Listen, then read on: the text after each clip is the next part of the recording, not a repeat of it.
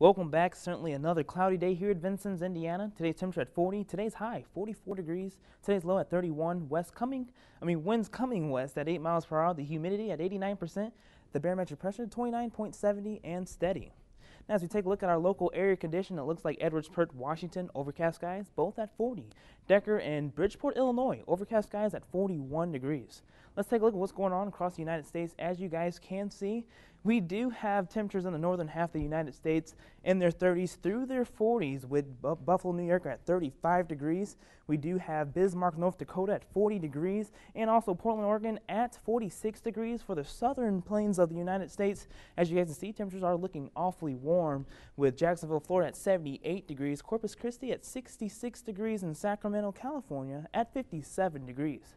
Let's see what's going on with today's weather across the United States. As you guys can see, nothing really going on for the northern, central, and also southern plains due to this high pressure system bringing in some clear and dry conditions. As you guys can see, it's remaining dominant, but we do have a couple of scattered showers and even some snow flowers in the Idaho region. In the east, though, in the southeastern states, we do have some heavy showers and even thunderstorms moving across. Now, as you guys can see, this low pressure system here is what's bringing us a chance of rain, about a 60% chance of rain for tonight's forecast. But for the weekend, as you guys will see, sunny skies as you guys, I'm sorry about that, sunny skies as we move into our forecast. For tonight, rain is likely, cloudy skies, northwest winds 5 to 10 miles per hour with a low of 31. Then for tomorrow, mostly sunny skies, west-northwest winds 5 to 10 miles per hour with a high of 45. Then for tomorrow night, mostly cloudy skies, west-southwest winds 5 to 10 miles per hour with a low of 33. Let's take a look for our extended forecast. Sunny skies all over through our weekend. Saturday at a high of 40 and a low of 25. Sunday at a high of 36 and a low of 24. And Monday at a high of 47 and a low of 36. So I hope you have your sunglasses ready, Cameron. Well, you know I do. They're right over there. The Indianapolis Colts have a new head coach. Mitch Columbia is here now with the details. Hey, Mitch. That's right, Cameron. The Colts have named Chuck Pagano. Comes with some very impressive credentials. I'll tell you all about it when News Center 22 continues.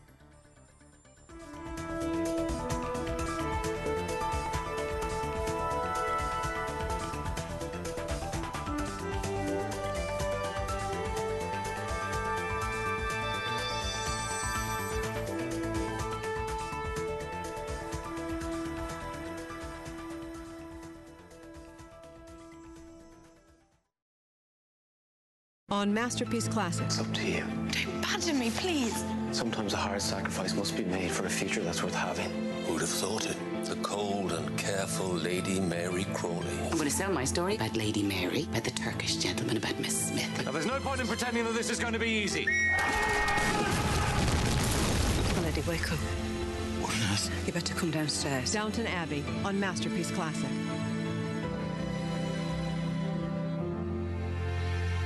On Masterpiece Mystery.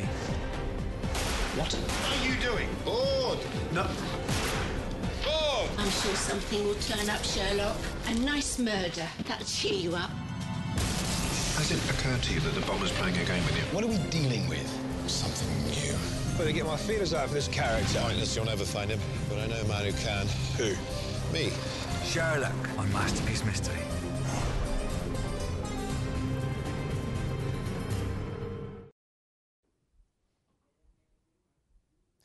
The Colts get their man.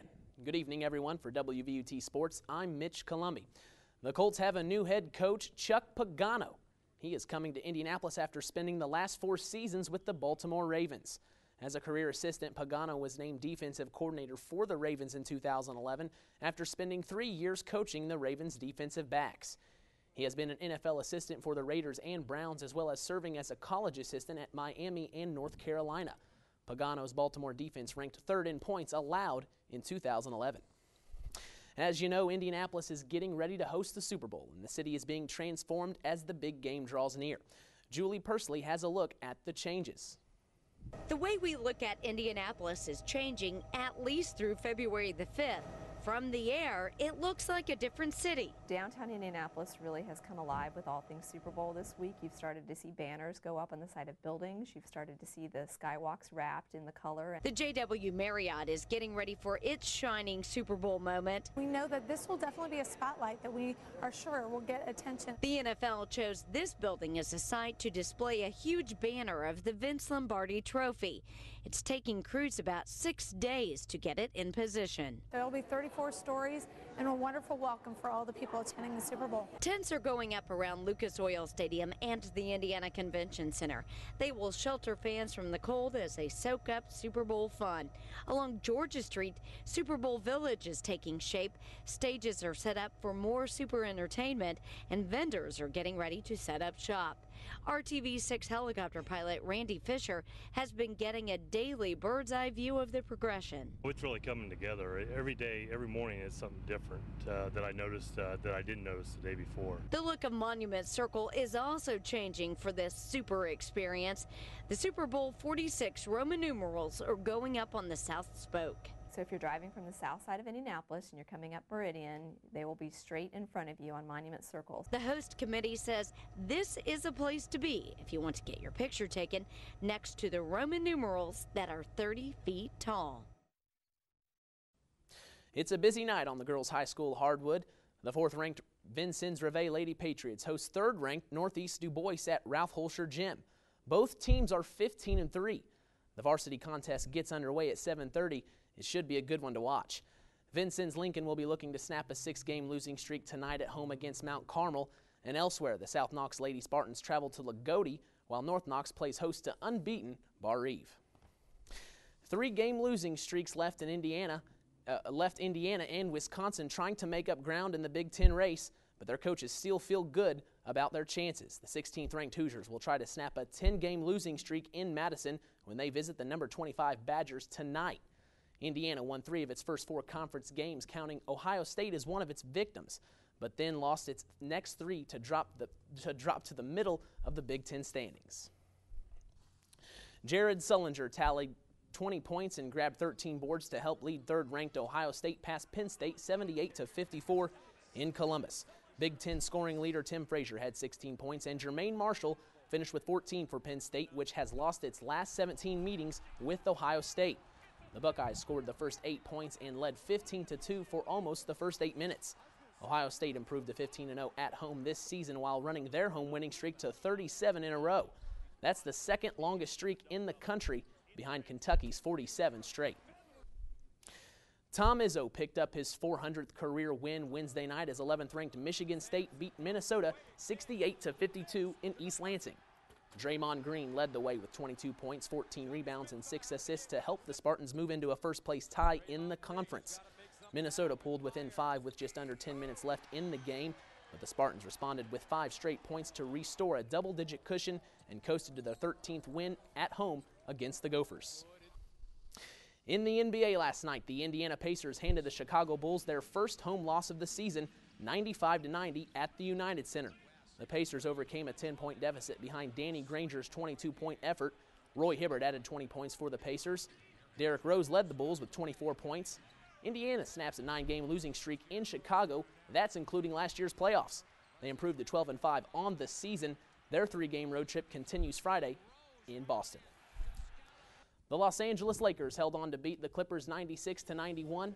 Kobe Bryant scored 12 of his 24 points in the 4th quarter, and Pau Gasol had 23 points and 10 rebounds as the Lakers rallied from a 4th quarter deficit for their first win in the season in the cross-hallway rivalry.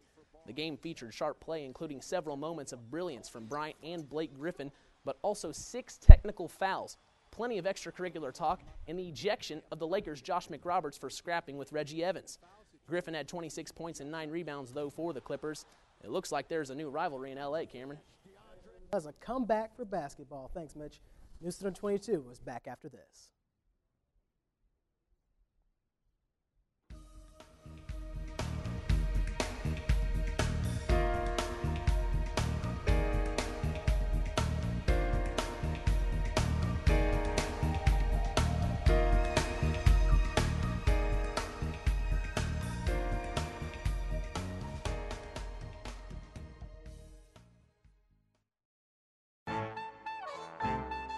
Next time on Antiques Roadshow, treasures from the American Northwest are in the spotlight.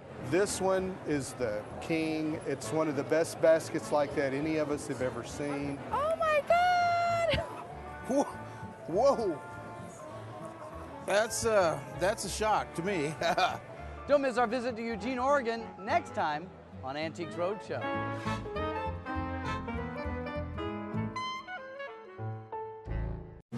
Next time on Secrets of the Dead, the Minoans were the first great European civilization. Language, gold, ivory, it's a revolution. But then they disappeared, overrun by invaders or wiped out by a devastating natural disaster. You spend a lot of time looking for something, and then when you find it, you wish you hadn't. Sinking Atlantis on Secrets of the Dead.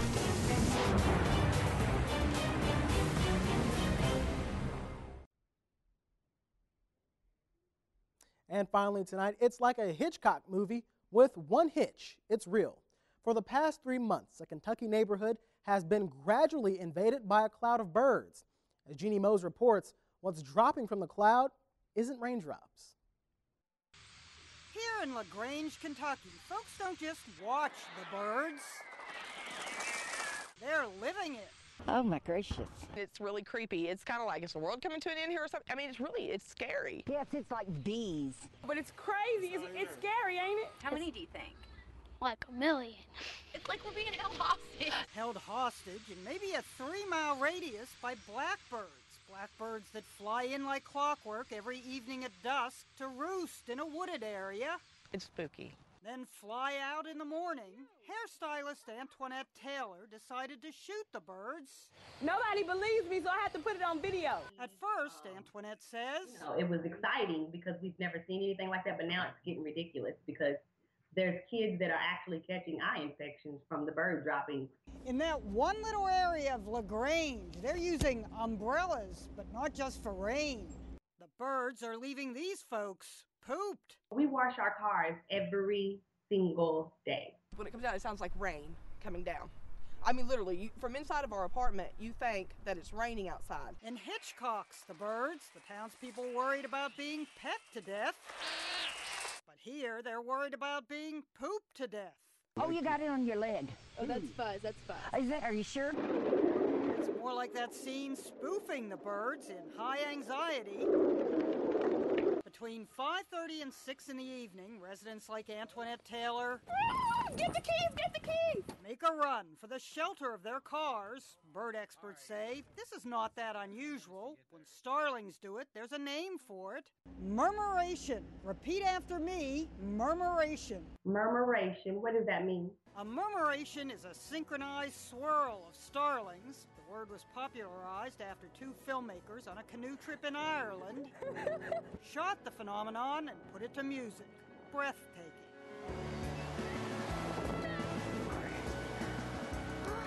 But in LaGrange, Kentucky, they're holding their breath because of the smell from the droppings and trying unsuccessfully to drive the birds away with noise cannons. Forecast for the foreseeable future, a 100% chance of murmuration. Jeannie Mose, CNN. It's really driving all of us crazy. New York. And that's all for this evening. For Danny Taborn and Mitch Columbi, I'm Cameron Riddle. Thanks for watching and have a good night.